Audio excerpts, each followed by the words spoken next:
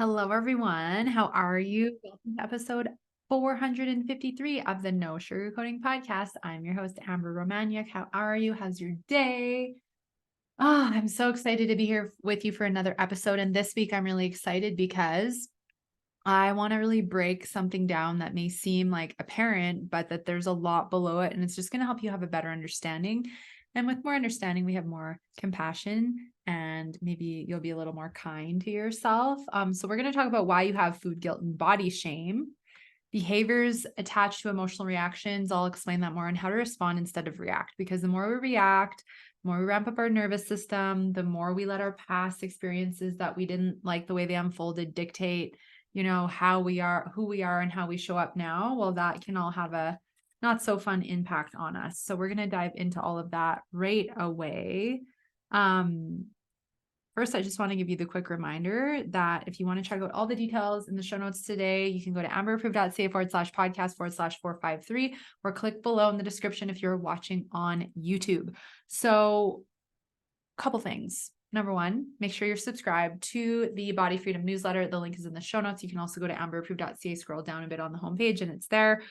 Of course, because this is the best place you can be. If there's ever tech glitches with social media or the podcast and all the unpredictability with Canada and censorship, like, did you know that here in Canada, if I want to look at I don't really look at any news stuff, but if I want to look at any kind of news stuff, I can't. It says not available in Canada. That's censorship, people. That is not okay. And they want to do the same to podcasts. So being subscribed to the newsletter, you'll get all the updates and notifications about podcasts. And the best place you can listen if anything were to ever happen is actually at amberproof.ca/podcast, because all the episodes are on my website and they can't mess with that. It's the apps, it's iTunes and Spotify, that kind of stuff. So just a heads up on that. And we're already to December. Oh my goodness, what is even the date today? My days are all a bit of a blur with this move and getting settled. It's the 17th if you're listening on Sunday when this comes out, or whatever day you're listening. We're a week away from Christmas Eve, right? Oh, I love Christmas Eve, which means I get to record a Christmas Eve episode for you all. It'll be shorter, but it's going to be really good, and it's going to be like kind of a check-in awareness episode, because I know a lot of you will be traveling and with family and friends, celebrating the season. So you're going to have a beautiful check-in to kind of listen to between the 24th and the 31st, which I think you're going to love. So stay tuned for that. But in the meantime, we have a great episode today. So I want to ask you a question first, because the theme going into 2024 and through the rest of 2023 is instead of quick fixes. Okay. So what if instead of a diet or another meal plan or another, right, going keto, going paleo, doing Whole30, the Noom app or whatever that is, what if instead of all of that, what if instead of counting points or calories, you actually focused on healing your relationship with food, addressing the emotional eating triggers, the binge triggers, why you're in a binge purge behavior, where all that stemmed from? What if instead of being a slave to the scale and the number on the scale, you actually learn to understand the roots of your weight loss blocks, emotionally, physically, and energetically? What if you actually address the roots of your hormone and gut issues, your skin issues? What if you actually addressed your unworthiness, your need to people please and go into a perfection all or nothing mentality? What if you stopped fighting with your body and instead befriended her? That's what gets to shift this year. So instead of quick fixes and continuing to think you don't need help and that you just need to try harder, what if you actually surrender and actually consider that it's time to get some support to transform and heal and get where you want to go with food and body freedom? And what if you received a safe space to be heard and supported, and you finally got the guidance and the loving accountability, the tools, everything that you need to create freedom? Because what if it's finally time for you to break free, to create freedom? Is freedom your theme for 2024? Is it optimal? Is it being in tune? Is it power, awareness, self-love, abundance? This is your time if you choose it.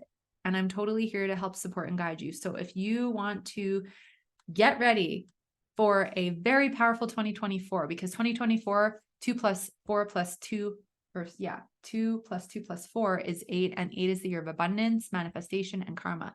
This is a year of transformation. So if you want to reach out for support, if you're watching on YouTube, you can click the link below to book a 30-minute body freedom consultation.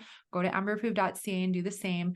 Or you can email me at info@amberapproved.ca. Let's connect and talk about support and what is going to help you best to get where you want to go, to achieve your goals, and to gain this relief in food and body freedom, this connection and everything I'm talking about.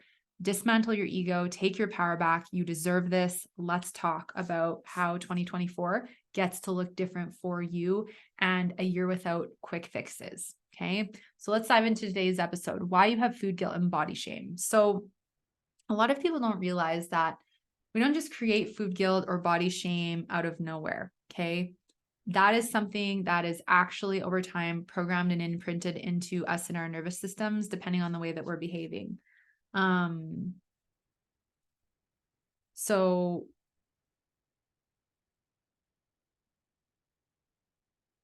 one sec.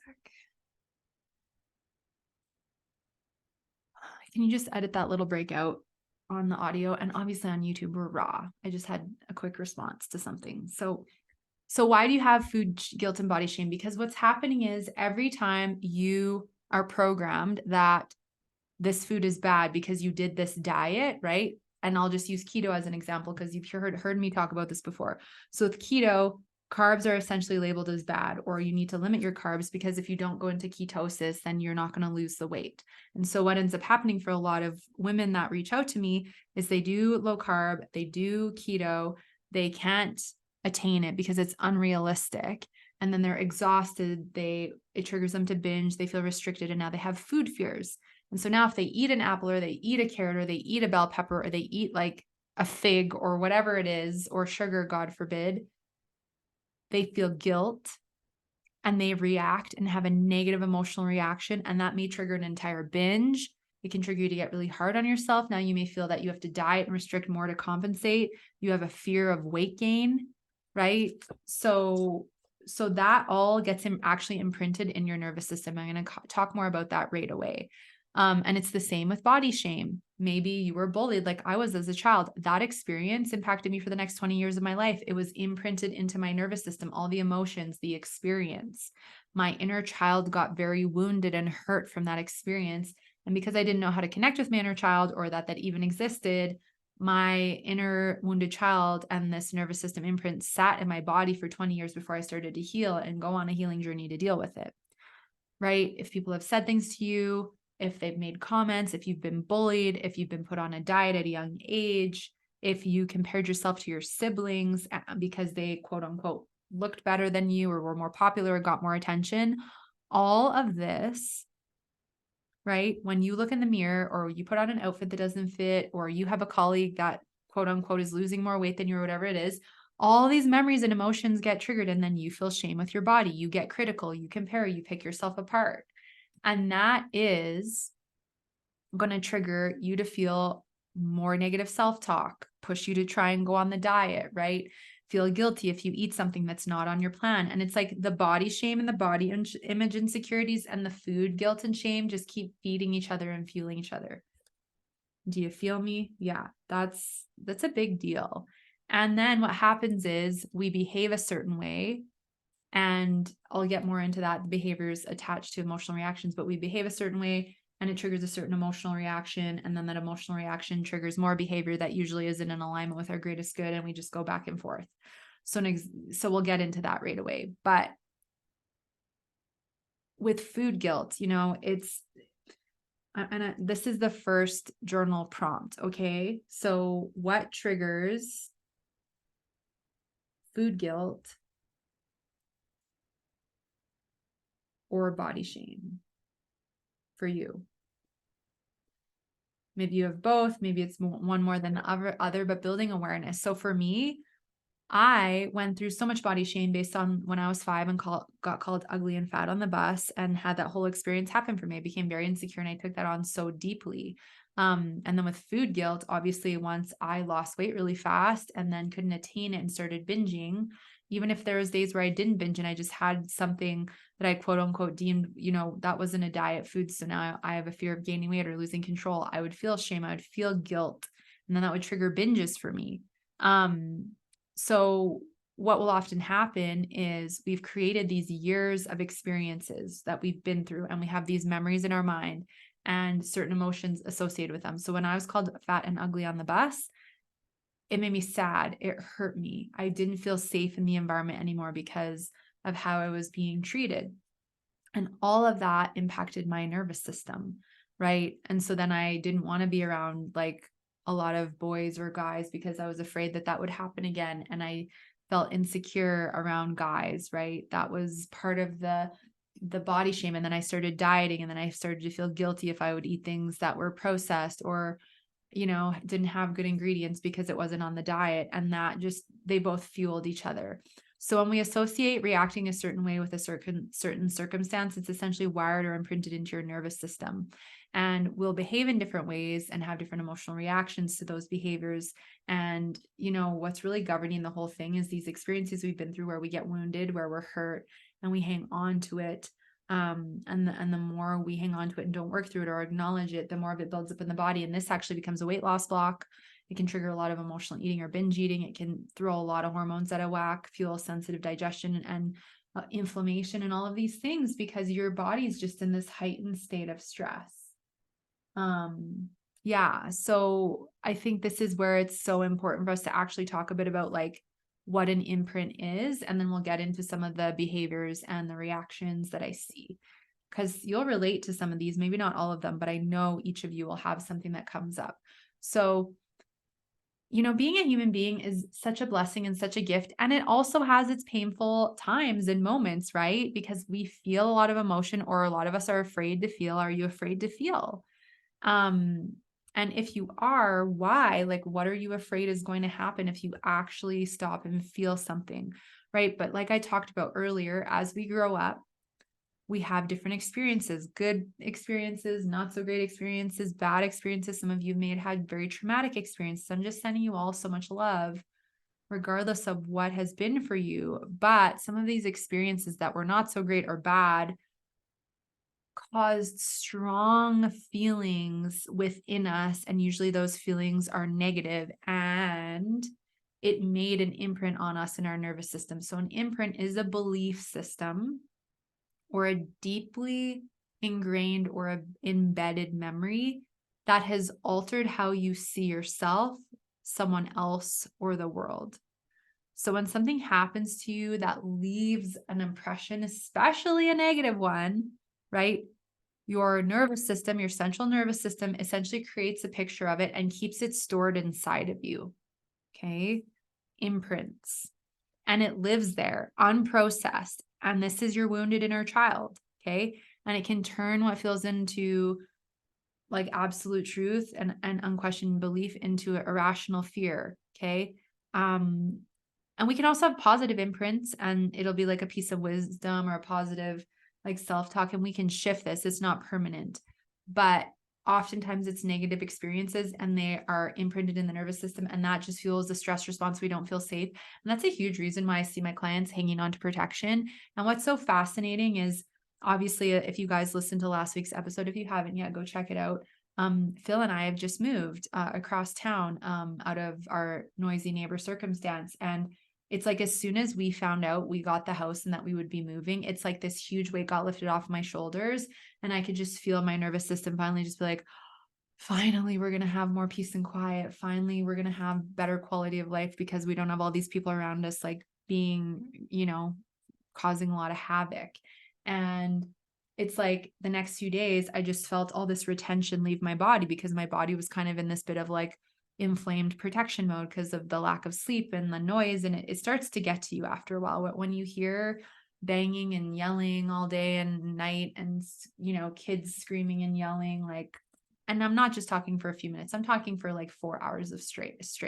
When you wake up on a Saturday morning and you just want to like lay in bed for a bit, and I want to meditate and maybe journal and just listen to the birds chirping, and all I can hear literally is the sound of what sounds like a kid with a baseball bat hitting the wall and screaming, like, it is not, you cannot relax. It is disruptive to you and your nervous system, right? And to me, it would be different if it was your own child, and like to tell them, hey, don't do that, be quiet. But it's like for 4 hours straight, it gets intolerable. And I know it's not his fault, but it's just like, the circumstance just starts to get overwhelming, right? And then you hear the noise again and you get agitated and you get angry and you get frustrated and you just like, you can start to feel it building up in your body, right? But I'll use the example of when I was 5 and the older boys call me fat and ugly, right? So when we have these circumstances happen to us, we store them in the body. And then because I had that experience, I'm like, I need to do everything in my power to like try and lose weight and look better, right? And imprints can make us think or act illogically, like trying all these ridiculous diets. My first diet at 10 was the gazpacho diet. It was literally cucumber, onion, tomato. I hate tomatoes and onions. I tried it once and I couldn't even last because it promised me I would lose 10 pounds in 10 days, right? And imprints can make us believe things that aren't true. So essentially, to tie this into the ego, because it's very connected to the ego, when you have a negative experience that happens, you have this wounded inner part of you. And I refer to the inner child. The inner child could have been you a week ago, or it could have been you when you were 5 or anywhere in between, right? So if you have a negative experience and it really stressed you out and you didn't process it and you suppressed it, you have this wounded inner part of you that is upset. And your ego is actually very triggered by your wounded inner child because you've been through these experiences that have created different insecurities and different emotions tied to different experiences. So this is all very connected, and they can come from a past moment or a full past reality in your perception, right? So you can look at something and go like, things will never be easy for me, or life is really easy for me, or the universe always has my back, or the universe is out to get, you know what I mean? Like perception either fuels our wounding and reactions, or trying to work on shifting our perception to something more empowering can be really helpful. You can grow out of these and you can heal them and clear them out. And you can also hang on to them and keep acting from this place of victimhood and poor me and constantly being negative. And we're all human. We all have our stuff. And I'm not discounting any of the struggles that you may be or have gone through that have put you in this state. And at the same time, these can hold you back from growth and stepping into like a powerful life and into your power and the up level and creating the life that you want. And I can tell you this, I refuse to let anything that has happened to me or that is happening get in my way. I'm going to just keep going and creating and expanding because I'm here to really, help as many people on the planet as I can. Right. So what is an experience that you think has happened to you that you think is imprinted in your nervous system? That's the second question. I want you to really explore this. What is a memory or experience?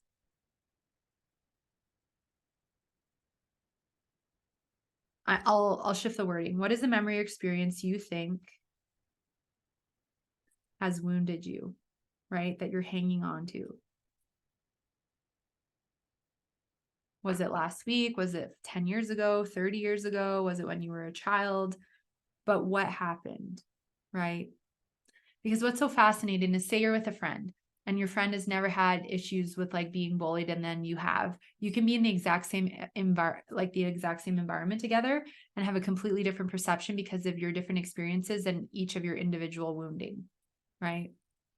One person may feel totally calm and safe being, in certain environments, and the other person might not, right? It's the association, it's the experience. So we always want to look at childhood because this is where a lot of our imprints are most deeply formed, right? Like I talked about the wounding. And with every imprint, your response to your own feelings will shift, and your interactions can get like with others and circumstances can get really emotionally charged, right? And you're human and it's fine. So obviously when we look at these imprints and we look at, what's going on, awareness is a powerful step. So that's why these journal prompts are really helpful. And so to come back to why you have food guilt and body shame, well, look at your childhood and growing up. Did you get bullied? Did you get shamed? Did you get made fun of? Did your family or friends make fun of your body or criticize your weight? Did they put you on a diet, right? Like all of that can fuel the binge eating, the emotional eating, the body shame, the fight with food and body. Maybe you were like told your grades weren't good enough, even though it was an A and you had to get A pluses. And so because you don't feel good enough and you feel like you have to be perfect, that is all fueling the need to now have the perfect body and eat perfectly. And because perfection doesn't exist, you're just being so hard on yourself about all of that, right? So let's talk a little bit about how behaviors attach to these emotional reactions. So essentially what ends up happening is we have these experiences we've been through, these imprints that are imprinted into our nervous system, are wounded in our child. And then based on our insecurities and also positive things, but I'm more so going to like the negative right now because it's so important that we understand that we're not just like this for no reason, and it's accumulated over time. And I really hope that that gives you reassurance because you have the power to shift it, heal it, clear it out of your body and change it, right? I can attest to this. I've done a lot of this. I witness my clients doing this every day. There's so much proof that it's available for you. And it's like, are you willing to start just picking away at it one little step at a time? So here's some examples of, when we behave in certain ways and then have certain emotional reactions, or certain emotional reactions trigger us to behave in different ways. So let's say you were like me and you got bullied, or people made comments about your weight or your appearance or what you were eating.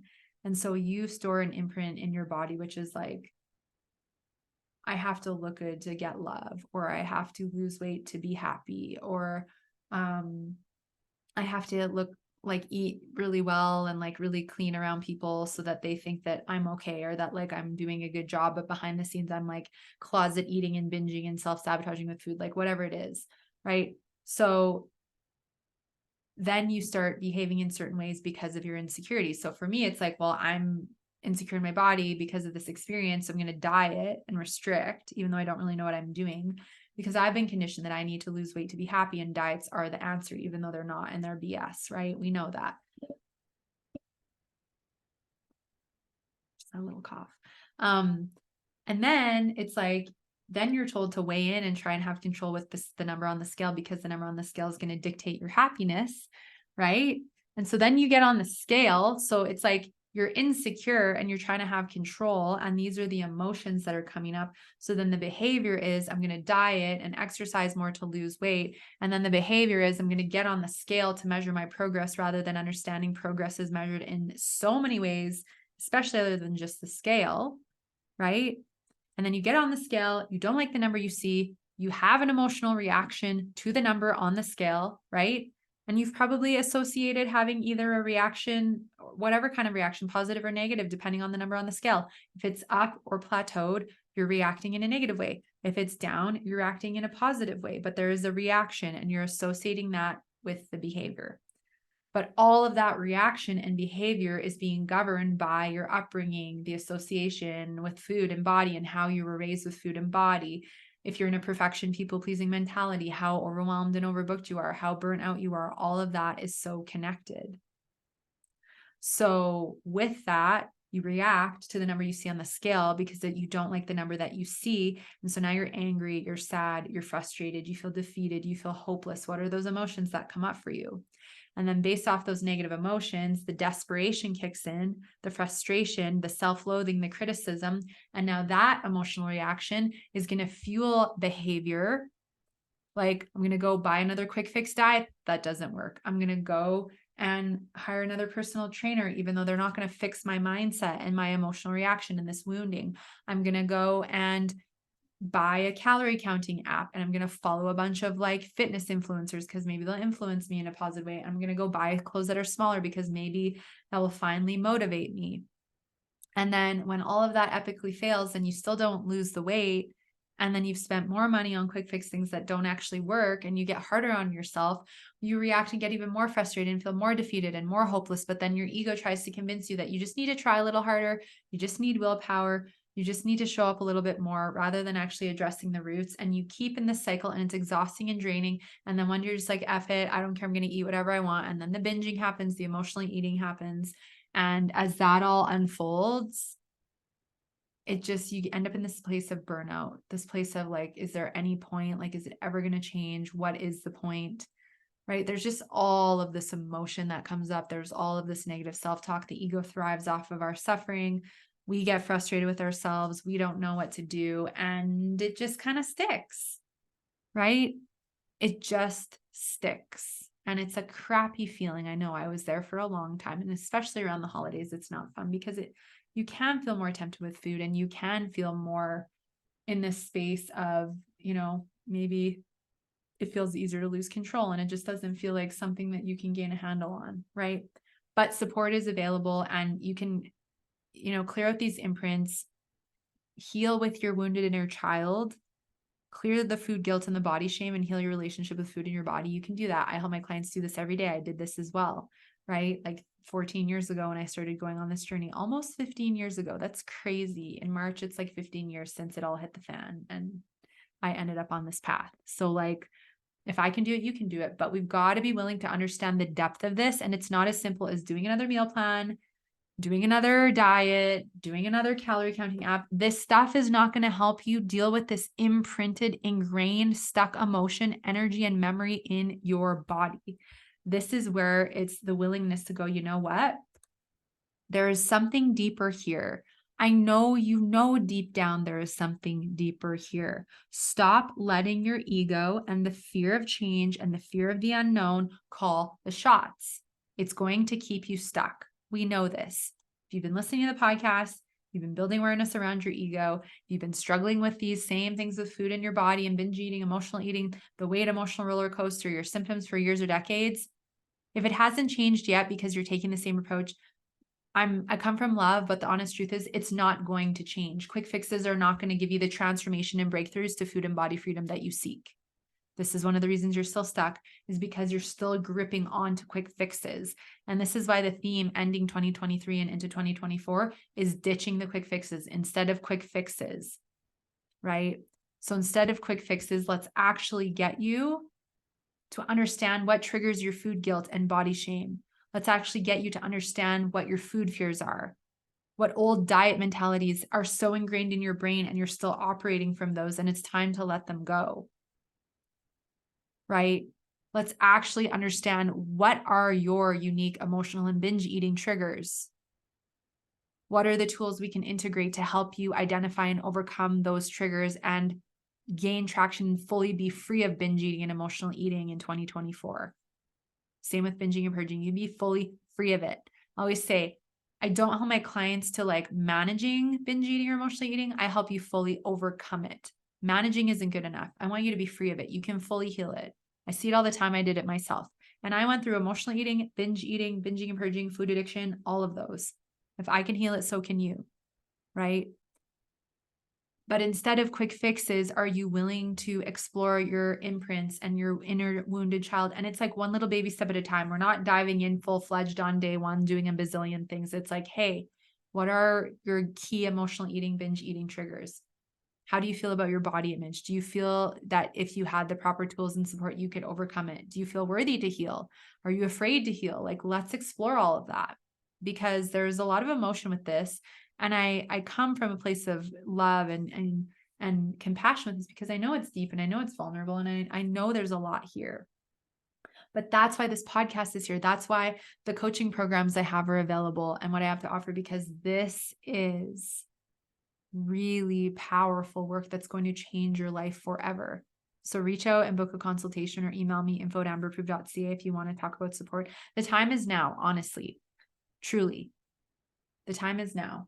And, people always say, I don't have time. Well, what's really below that usually is like, I'm not ready to take care of myself. I'm not fully sure I'm ready to make the decision to like make myself a priority and step more into my power and heal. Let's clear that out of the way. That's your ego. Your ego doesn't want you to heal. Acknowledge that. Let's get that out of the way, right? Because no woman that's ever reached out to me and worked with me says, I regret doing this. Usually the only thing they say is, I regret not starting sooner and letting this drag out for so long and letting my ego call the shots for so long. That's usually all they say, right? So let the end of the year and into 2024 be the year you don't regret, right? Starting sooner, and that you do it. So the scale, freaking out about the number you see, diet restriction, then saying, F it, I don't care, losing control, right? This is all behavior attached to emotional reaction, and emotional reaction fueling behavior. It's like when I used to binge and then I'd feel guilt and shame and embarrassment. And then I would panic and be like, oh my gosh, I have to restrict because I have to compensate because I don't want to gain weight. And like, I would gain weight anyway, because binging and restricting and that whole cycle is very hard on the body. And then the body doesn't feel safe and she hangs on to protection and inflammation, and your bloating gets worse, etc. Right? You may have been like me, where if I had one like chocolate or one little indulgence, the behavior was like, I'm having this little chocolate or I'm having this energy ball. And then my ego and my inner system would be like, oh my God, you had that thing you messed up today. You messed up your diet. It wasn't perfect. So now who cares? Just eat whatever you want. My ego's just like, shame on you. You've messed up. You weren't perfect again. And it's like, now I'm in an all or nothing for the rest of the day and I'm losing control. I'm like, screw it. I'm going to eat whatever I want because I ate some cheese and crackers and I'm going to go get ice cream and I'm going to do this and I'm going to just binge my way through the rest of the day. Right? So my emotional reaction and that all or nothing mentality are now fueling me into behavior of self-sabotage. I'm hurting myself. I'm hurting my body. And then the panic, the shame, the guilt. And now I'm back over here trying to diet, restrict, and fix it. Right? Or maybe for you're the ultimate people pleaser. And for you, you're trying to fix everything for everyone else because you don't feel good enough and you don't feel worthy and you're chasing validation from others. But because you are in this place of insecurity, even though you're so depleted and exhausted, you keep doing it.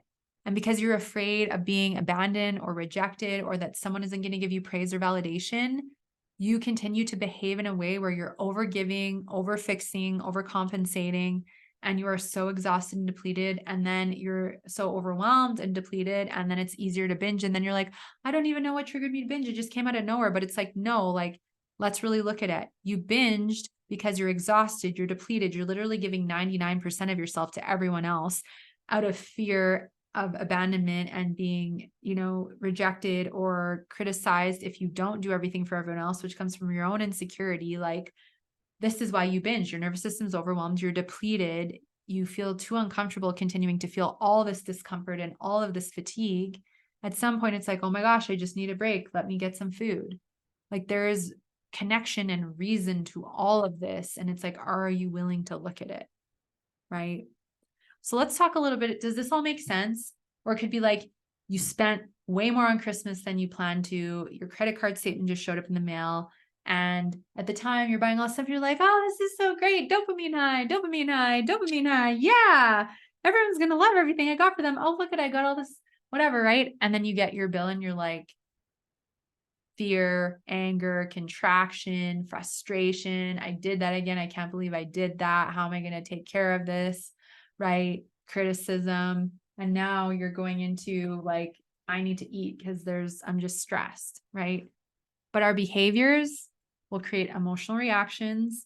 Our emotional reactions will also create behaviors. And what we want to start to shift is, how do we respond instead of react? Because responding is different than reacting. And sometimes we're going to react. You're human. That's fine. We're all human. I've had my fair share of reacting the last few weeks, and it's totally okay, right? It's a process. It's a process. And that's one thing that I just, stop being so hard on yourself. You are a human and it's not about perfection. So let's talk a little bit about responding instead of reacting. So ideally, the goal when we find something out that is stressful, or you get a bill in the mail that's unexpected, or you think about investing to go on your healing journey, or you are in this place where you get on the scale, you don't like what you see, you mess up on your diet today. Okay. I'm going to give you 3 tips. And if you want more, this is where you come in for support, book a consultation, come in and do some work together. So first tip. Number 1, you start to catch yourself reacting. What does that feel like in your body? Do you feel contracted? Do you feel anxiety? Do you feel tightness in your chest? Do you feel a knot in your stomach? Be aware of how it feels when you start to react. Because as soon as you start to react, you start to give your power away to your ego and your wounded inner child, and the nervous system ramps up and you start flooding cortisol and adrenaline through your body, and you're in this fight and flight response. Okay. So that's the first thing that happens. So being aware of what it feels like in your body when you react. The second is find your breath. Start doing deep breathing, because that's going to start to help regulate your nervous system. Even if the circumstance is really intense, regardless of what's going on, you get to choose. Do I want to keep reacting and go deep into a spiral of negative reaction, negative self-talk, criticism, reacting to others,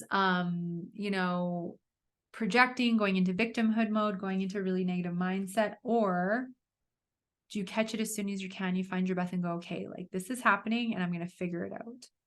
I'm going to figure it out. What are the solutions, right? How can I address the circumstance that is really upsetting me, stressing me out, blah, blah, blah, right? Breathe, feel through it. How do I want to respond? Okay. Can I have more compassion for myself that I'm stressed or I'm overwhelmed or that I'm tired of fighting with food in my body? Can I have compassion for myself because I'm doing the best I can? Can I have compassion for my body because she's literally doing everything for me, regardless of how well or how not well I treat her, right? And it's like, okay, well, say you binged. The longer you stay hard on yourself, the longer you're feeling guilty, all this stuff, the more likely you are to binge again. Versus if you're like, I did this, let me understand why and what my triggers were. Let me forgive myself and move on as fast as I can. You're now responding. You're taking ownership. You're taking responsibility. But if we continue to just blame the world for all of our stuff and all of our reasons why we're, bloated and binging and all these things, and we continue to project it on everyone else, and it's this person's fault, and if this didn't happen, this wouldn't happen, we have to start taking ownership and responsibility. That's how you start to respond and take your power back.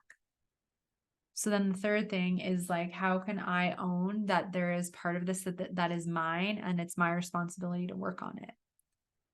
That's the hardest part because we want to just blame. The ego thrives off us blaming and creating drama and all of that. So can you start taking ownership and responsibility? Right? Very important. And if you don't know how to do that, another good reason to reach out for support.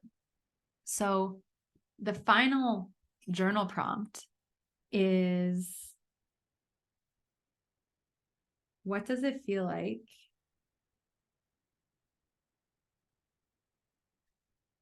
when I respond versus react? You'll probably feel calmer in your body. You still may feel a bit of tension or like discomfort, but it's like, okay, I'm coming up with solutions. These are the possibilities. This is what I'm going to look at. This is what I'm going to do. And you feel more empowered. There still can be stress, but it's like, wow, I'm taking steps. I'm owning this. I create my reality. So I'm going to work on this and do what I can. And then I'm going to let the rest go and try and surrender to the universe, right? It's more freeing. It gets lighter. It helps you build confidence. It's very powerful. So there's a wounded inner child to address. There's these imprints in the nervous system. There's all these emotions we associate with different behaviors and all these different behaviors that then fuel and trigger different emotional reactions. It's very interconnected. And this is why it's not just as cut and dry trying to use a diet to overcome binge or emotional eating. That is not going to help you heal your relationship with food. It is about wanting to address the wounded inner child. Well, maybe you're not ready to address it, but it's part of what you'll do on the journey. But first, it's like, let's address your binge and emotional eating triggers. Let's help you gain clarity of what they all are so that we can start providing tools and guidance on how to deal with them and overcome them. And then we'll start working on what triggers you to get really emotional, right? What triggers you to feel insecure in your body, why you have guilt around eating certain foods. We're going to dismantle your diet rules, your food fears, and you're going to feel very confident regardless of what you're taking in. That's the key, is that there's a detachment. You can enjoy food. You get to have the best of both worlds, where you can eat mindfully to nourish your body and have health and vitality. And you can also enjoy a balance of mindful indulgence. This is it. You get to have the best of both worlds. This is the key, though. It's about really being willing to ditch the quick fixes and start addressing these root things. Talking about this all the time. I cannot emphasize it enough. Ditch the diets, ditch the quick fixes. Let's really do the deeper work. Let's make 2024 your year, and let's knock it out of the park for you. Food and body freedom is available for you all. Reach out, book a 30-minute body freedom consultation at amberapproved.ca and or email me info@amberapproved.ca. We can talk about what may be best for you, where you're stuck, what you're struggling with, where you want to get to, what's holding you back, what is and isn't working. And we can create a beautiful plan, not like a plan to follow, like as far as the meal plan, but like we can get you into a program and design it and cater it specifically to you and your unique needs and what you need support with. Okay. So I hope you've enjoyed today's episode. The show notes can be found at amberapproved.ca/podcast/453. You can also go to amberapproved.ca and take the free emotional eating quiz if you are wondering if you are struggling. And of course, you can read and watch different success stories and testimonials if you are wanting to learn more and get a feel of what support is like and the progress that my amazing clients have seen and experienced and gone through themselves. And of course, if you have any questions, I'm totally here. So reach out. There's never any time, but there's never, oh my gosh. Remember, there's no better time than the present to take action on your health. So take action now. Have a beautiful day, a great week. Happy early Merry Christmas Eve for those of you that celebrate. Happy holidays to everybody else. And I'm excited for our little cozy Christmas Eve check-in. I don't expect that you're going to be listening on Christmas Eve. If you are, great. But otherwise, this episode that comes out next week on the 24th will be something that you can access anytime. Not just through Christmas or the holidays, but really anytime, because there's going to be some great, powerful questions we're going to go through. We're going to do some reflecting and give you some things to just help you be a little bit or a lot more mindful through the holiday season. So I'm sending you all so much love. Have a beautiful week, and we will chat with you again on Sunday.